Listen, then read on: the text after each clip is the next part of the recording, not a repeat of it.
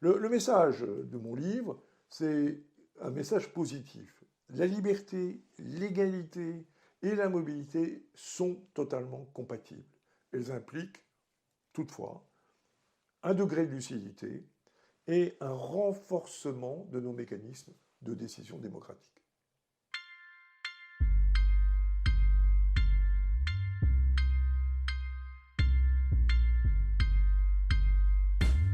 Alors ça fait longtemps que je travaille sur la mobilité. J'ai écrit déjà plusieurs livres sur l'automobile, fait plusieurs articles, et aujourd'hui, nous sommes confrontés à un nouveau problème dans l'histoire de la mobilité. Est-ce que nous allons pouvoir continuer à conserver le modèle de liberté de mobilité que nous avons réussi à construire au cours des 70 dernières années, ou va-t-on devoir freiner notre appétit à la bougeotte qui a été satisfait par toute une série de technologies qui nous apportent cette extraordinaire capacité à traverser l'Atlantique en 6 heures, à louer des voitures, à se retrouver au cœur des Rocheuses. La question est, va-t-on, pour des raisons climatiques, pour des raisons de gestion des ressources naturelles, avoir cette liberté? La question est ouverte et je me suis posé la question et l'éditeur m'a dit mais il faut que vous travailliez sur cette question. On ne se la pose pas réellement parce qu'elle fait mal, elle fait peur. Elle nous incite à changer radicalement d'habitude et de sortir d'une forme de confort qui consiste à se déplacer de façon souvent impulsive, sans réfléchir à l'impact de ce déplacement, à la fois sur l'environnement, mais aussi sur le tissu social. Le tissu social d'où l'on vient et le tissu social où l'on va. La liberté est un phénomène anthropologique. Elle est liée à l'histoire de l'humanité. On a commencé il y a 85 000 ans en quittant la zone où nous étions installés en Afrique pour aller dans toute la planète, coloniser la planète et se retrouver partout. Partout sur la planète, il y a des humains qui se sont établis, qui ont construit des sociétés parce qu'ils ont été mobiles. Or, ces humains-là, qui ont pris le goût de la liberté de se mouvoir, ne veulent pas rester inertes. Ils continuent à bouger. Et ça donne des grands mouvements anthropologiques comme l'émigration. L'émigration, c'est une forme d'exercice de la liberté, parfois d'ailleurs poussée par les événements. Je rappelle que 60 millions d'Européens ont quitté la vieille Europe au cours du XIXe siècle pour aller notamment en Amérique du Nord, en Amérique latine ou en Asie. La liberté de bouger est la première des choses que les dictatures suppriment. Limiter la liberté, c'est accroître le contrôle sur les individus. Et d'ailleurs, au XIXe siècle, les gens qui étaient libres, ce qu'on appelait les cheminots, étaient suspects. On considérait que les gens qui n'avaient pas d'adresse fixe, qui n'avaient pas un métier fixe, étaient des gens douteux. Mais cette liberté-là, nous y tenons. Et nous l'avons instituée en droit. Il y a évidemment des règles juridiques, puisqu'on a découpé la planète en États, avec des frontières, avec des passeports. Et chaque État est libre de gérer les entrées-sorties. C'est un sujet très important pour le XXIe siècle, avec le risque d'accroître la mobilité avec des réfugiés climatiques qui ne pourront plus vivre là où ils se sont installés. Donc ces règles-là, elles sont d'abord de souveraineté territoriale. Mais maintenant, les libertés s'exercent dans une contrainte nouvelle qui est la contrainte climatique. Qu'est-ce que c'est la contrainte climatique? On s'est rendu compte que la mécanisation fabuleuse des transports que le 19e siècle nous a léguée, avec le moteur à vapeur, puis ensuite le moteur à essence, a comme conséquence absolument fondamentale le réchauffement de la planète. L'utilisation de combustibles fossiles, charbon, lignite, pétrole, a pour conséquence d'envoyer des gaz à effet de serre, dont 70% est représenté par le CO2. Or, ce CO2 a une fâcheuse caractéristique. Quand il est dans l'atmosphère, il y reste un siècle. Et comme on a accumulé les volumes de CO2, eh bien, on gère les conséquences des décisions qui ont été prises par nos prédécesseurs.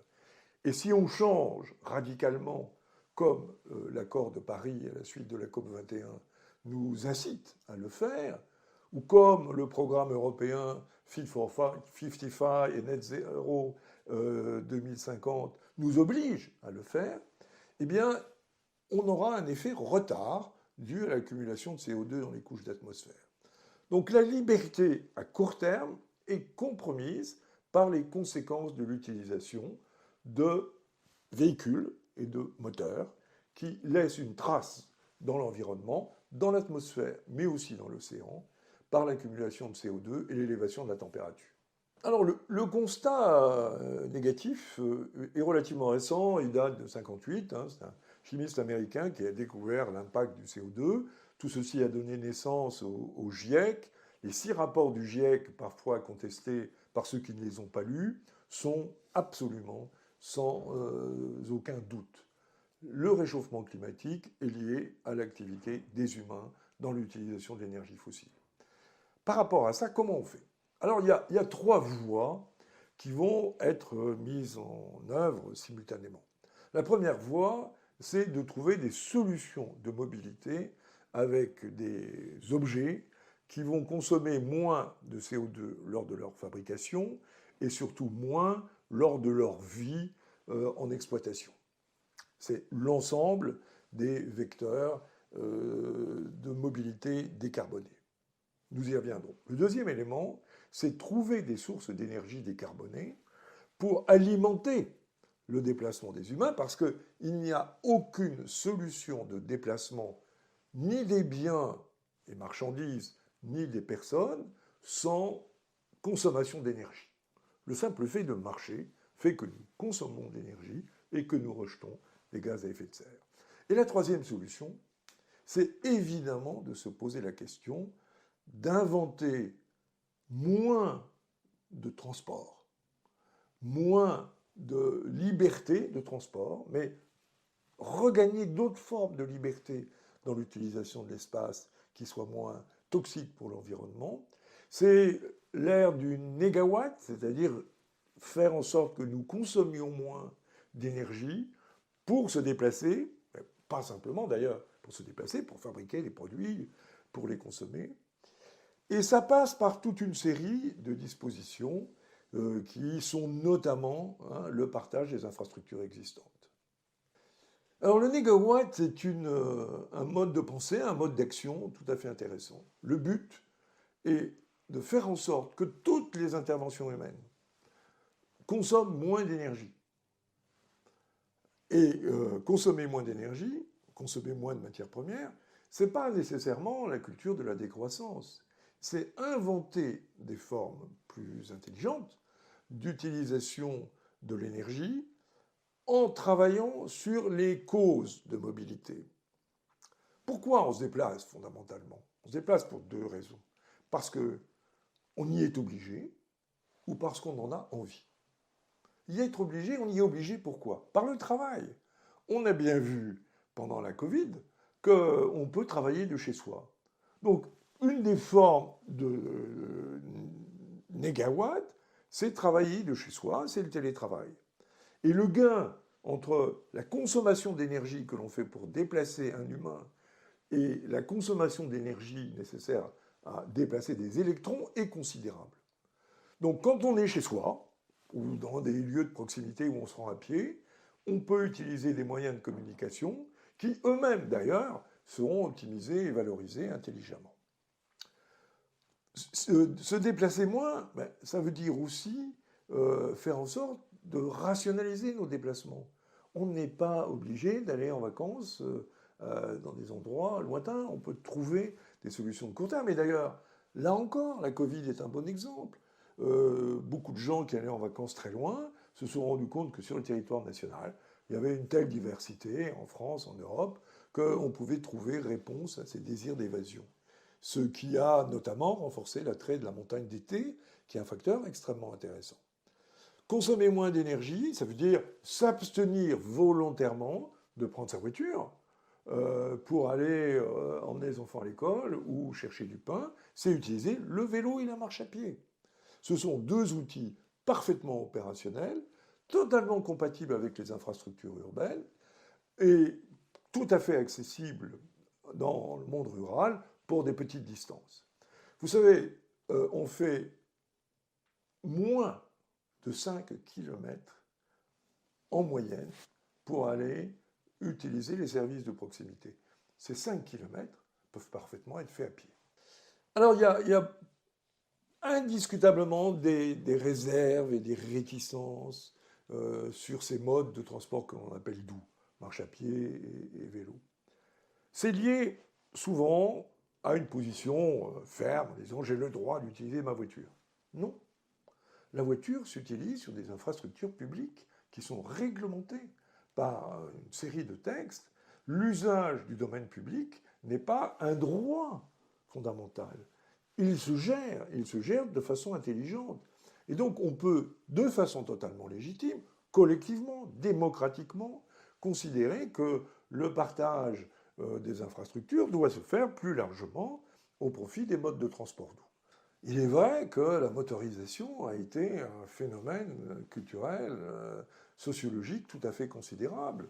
C'est lié notamment aux congés payés, c'est lié à la transformation de la pénibilité du transport. Beaucoup de gens retiennent l'idée que aller travailler en vélo ou se déplacer à pied, c'est pénible, ou utiliser des transports en commun, c'est pas très confortable tout le temps.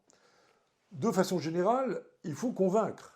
En système démocratique, on ne peut pas nécessairement imposer, changer d'habitude. Alors on peut convaincre par l'aménagement des infrastructures publiques.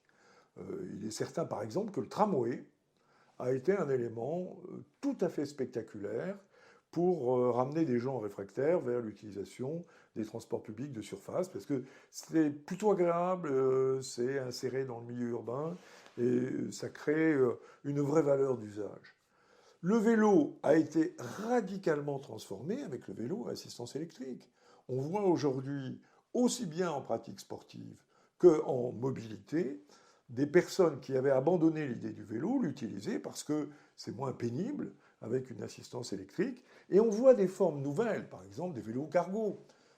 Beaucoup de gens dans les zones urbaines emmènent leurs enfants en vélo cargo à l'école et ça rentre dans les mœurs. On le voit particulièrement dans les pays du nord de l'Europe, en Scandinavie ou aux Pays-Bas, mais ça vient en France, et le vélo cargo, d'ailleurs il y a plusieurs entreprises françaises de vélo cargo, est un bon moyen à la fois pour le déplacement des personnes et pour le déplacement des marchandises. Il y a indiscutablement un changement culturel à opérer. Ce changement, mon sentiment, et c'est ce que j'explique en termes de liberté, c'est qu'il faut plutôt travailler par la conviction que par la brimade ou la coercition. La conviction, elle va se faire si les infrastructures suivent, si les pistes cyclables sont de qualité, si les cheminements piétonniers sont restaurés, en monde urbain ou en monde rural. En monde rural, il y a beaucoup de chemins qui ont complètement disparu, il faut les réhabiliter. La conviction viendra aussi de la vision macroscopique que l'on va pouvoir diffuser. Le réchauffement climatique, pour certains, c'est une abstraction. Et le lien entre l'activité humaine et le réchauffement climatique, c'est un vaste doute sur sa réalité. De fait, on constate, et l'été 2022, sur ce plan-là, a été très formateur, c'est que la réalité va plus vite que la conviction que nous pouvons en avoir. Et de fait, beaucoup de gens vont se dire que leur contribution individuelle à la lutte contre le réchauffement climatique est accessible. Elle est même nécessaire, mais surtout elle crée du plaisir. C'est pas du tout violent de réfléchir avant d'utiliser sa voiture, et voire même pour les urbains de ne pas renouveler l'achat d'une voiture. Et c'est là-dessus que l'on verra changer les comportements et les cultures pour créer une société qui n'est pas une société punitive, mais c'est une société qui va continuer à décliner le concept de liberté et d'égalité dans l'accès au transport, mais de façon beaucoup plus vertueuse et responsable. Alors cette idée de limiter à 4 voyages pour toute la vie, le nombre de voyages en avion est évidemment un pavé dans la mare qui a beaucoup fait réfléchir. De toute évidence, il faut faire des choses. Ce n'est pas la honte de l'avion, mais c'est toujours réfléchir au pourquoi des déplacements. En entreprise, moi j'ai bien connu beaucoup de gens, beaucoup de collègues, qui faisaient des déplacements professionnels pour gagner des miles, pour ensuite faire des déplacements privés. Donc c'est la double peine pour l'environnement. Donc il faut réfléchir notamment à ces programmes de fidélisation qui ne sont pas nécessairement la meilleure des choses. Il faut réfléchir à l'utilisation de solutions alternatives pour le transport aérien, transport ferroviaire au sol. Si on avait un réseau européen de TGV de qualité qui nous emmène dans toutes les capitales européennes, on n'aurait plus besoin d'avions. Parce que le TGV est une excellente solution et vertueuse sur le plan du CO2. Donc, il y a à la fois des comportements individuels à induire, des investissements publics à privilégier, mais ça c'est aux citoyens d'y inciter et de s'engager autour de ça, et puis une action personnelle, individuelle, quotidienne, de responsabilité. Alors, il est certain que la liberté de circulation que nous connaissons a conduit à un phénomène d'émancipation des générations, des enfants qui sont allés s'installer dans des pays différents. Alors, il est vrai, par exemple, qu'il y a un exode de compétences d'Afrique du Nord vers la France. Ces gens-là ne renoncent pas à leur pays, mais il y a beaucoup d'enfants français des années 80 qui sont allés s'installer aux États-Unis, au Canada, voire même en Australie. C'est un fait. On ne peut pas casser cette réalité et de toute façon, il sera lent et difficile de revenir en arrière. Il y a une solution, c'est le crédit carbone individuel. Et ce crédit carbone individuel serait finalement un droit que nous aurions individuellement, que nous exercerions de façon transparente et rigoureuse, disant je vais aller voir mes enfants au Canada ou en Suède, mais néanmoins, je vais devoir continuer à faire des efforts significatifs sur d'autres comportements pour compenser ce droit que j'ai exercé. Le permis de carbone individuel est quelque chose qui aujourd'hui choque beaucoup de gens en disant c'est une atteinte totale aux libertés. Néanmoins, c'est une évidence. Sans mesure, pas de progrès. En gros, on a 10 tonnes de production individuelle de CO2 par an. Il va falloir que nous descendions à 5. Ce passage de 10 à 5 ne passera pas s'il n'y a pas un outil de mesure, un outil de rationalisation de nos comportements qui nous permettent de comprendre l'impact avant de décider. On voit bien que quand on nous demande de consommer moins d'énergie, on le fait spontanément sans en souffrir. Donc il est évident que la prise de conscience individuelle, la responsabilité individuelle, va prendre des formes nouvelles, mais très positives et constructives. Et il est évident que nous sommes entrés dans une phase de profonde turbulence dans notre confort individuel. Et ces turbulences, elles sont liées aux résultats que nous avons engrangés depuis un siècle en termes de liberté et de confort. Ces éléments-là, on ne peut pas en faire abstraction. Ils appartiennent à notre environnement, à notre culture, à notre démocratie, à notre qualité de vie. Néanmoins, la mutation qui est imposée par l'environnement contraignant, que nous avons fabriqué, dont nous sommes les seuls responsables, et notamment nous, les Européens, puisqu'on a commencé au début du XIXe siècle, et on a largement consommé notre crédit carbone. Cet environnement nouveau, ce n'est pas un caprice écologique, c'est une condition de survie de l'homme dans des conditions de qualité sur la planète. C'est ça qu'il faut comprendre. La planète n'est pas en danger. La planète s'en fiche royalement. Elle considère que l'homme est un intrus qui s'est développé depuis 1 million d'années, en gros, par rapport à son histoire, c'est tout à fait un phénomène secondaire. C'est l'homme qui est en danger, parce que l'homme, au bout de la chaîne de la complexité biologique, et si les conditions de vie sur Terre se dégradent, il lancera la première victime. Les crabes et les araignées continueront à proliférer sans aucun problème. Donc il s'agit d'abord et avant tout d'un problème de protection de la vie des humains sur Terre et de la qualité de la civilisation que nous avons menée. Par rapport à cet objectif, qui n'est pas du tout un objectif angoissant, c'est un objectif absolument refondateur. On sait quelles sont les contraintes, on sait maintenant qu'il faut qu'on se dirige vers un comportement de plus que de sobriété énergétique, puisqu'il faut supprimer une série de causes inutiles de consommation d'énergie. Et ce cheminement-là est un cheminement qui doit être mûri, qui doit faire partie de nos évolutions démocratiques et qui doit nous conduire à beaucoup plus de maturité dans nos décisions en matière de déplacement. Le message de mon livre, c'est un message positif. La liberté, l'égalité et la mobilité sont totalement compatibles. Elles impliquent toutefois un degré de lucidité et un renforcement de nos mécanismes de décision démocratique.